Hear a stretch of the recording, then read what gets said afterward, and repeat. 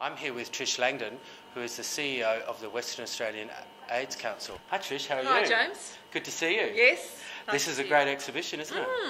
It's very good, and it's I think because it's been so participatory for the young people, I think that's the other part that's really exciting. It's you can put on an exhibition, but if people haven't actually been part of the process, it doesn't mean quite as much. But they've been working on this for a few weeks, well actually probably closer to a few months, and they've really put their heart and soul into it.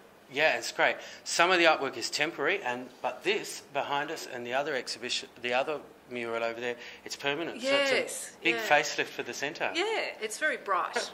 What are the key messages that you think that Australians should be thinking about when they think about HIV? Well, I think that there's a few things. I think it hasn't gone away, but I think people feel like it's gone off the boil a bit. I think that we still have to remain vigilant with regard to stigma and discrimination and prejudice, because I think there's a generation of people who still feel that it's okay to discriminate, and I think in those instances, one of the hallmarks of the Australian epidemic, or the success, if you like, of the Australian epidemic, has been that people's human rights have been, have always been preserved as far as possible, unlike in other countries. But it hasn't gone away, and we're starting to see a more diverse epidemic now, so people who perhaps hadn't thought that they were at risk perhaps need to think about that, and particularly people who travel and get exposed perhaps in other countries where the epidemic is a bit different. So I think the key messages are it's still here, we still need to be vigilant. Yes, there are really good treatments around, but people are living, are living longer. I think in terms for positive people, I think there are some new challenges and complexities with people who are getting older with the virus, both people who have had the virus a long time, but also people who have acquired the virus later but are growing older with it. And I think there's some challenges ahead for us in the next probably 5 to 10 years, or not perhaps even 5 years. So.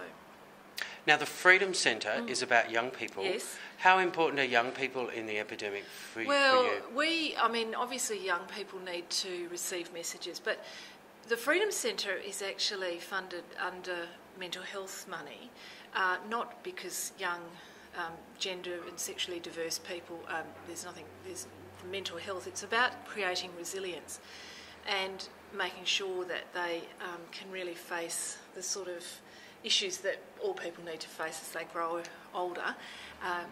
And I think that the Freedom Centre provides a really good starting point for people who are coming out.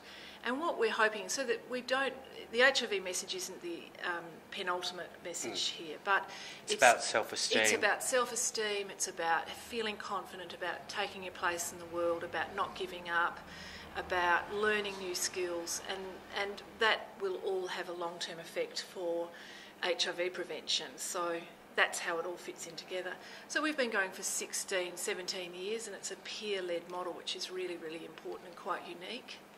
Now, finally, Trish, yes. Information is really important. Yes. Most people look up and know about their AIDS councils. What other information are there? I think websites obviously are very important, but there's also information on telephone lines. So we run an AIDS line, and there's lots of sources of information, but the websites are probably the most important places to go, because that's got the most current information, and it's also got links to other websites as well. And there's a men's health centre here in Perth too? Yes, there is. We've just started one in Leederville, and that's for people who are seeking sexual health testing, and it's very confidential, and it's a specific one that's been set up that's peer-based as well. Yes. It's not for straight men, but it's for men who have sex with men, but might still identify as straight. Thank you very much, Trish, for speaking to us today. And we're going to come back and talk to you more about the Men's Health Centre later on. Okay, thank you. Thank you. Thanks.